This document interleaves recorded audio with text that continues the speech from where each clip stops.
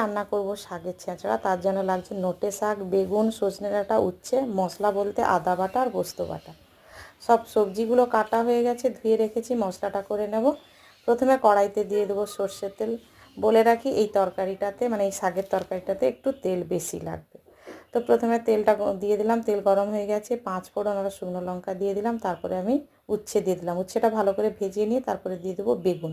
বেগুনটা একটু নেড়েচেড়ে একে একে আদা বাটা, পরিমাণ মতো লবণ আর হলুদ দিয়ে দেবো। দিয়ে ভালো করে বেগুনটা কিন্তু কষিয়ে নেব।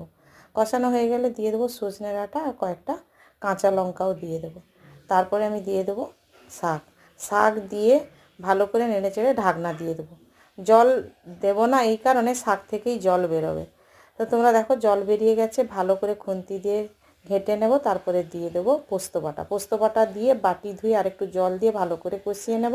আর নামানোর আগে 1 পোলা তেল দিয়ে দেবো। হয়ে গেছে আমার শাকের চাঁচটা।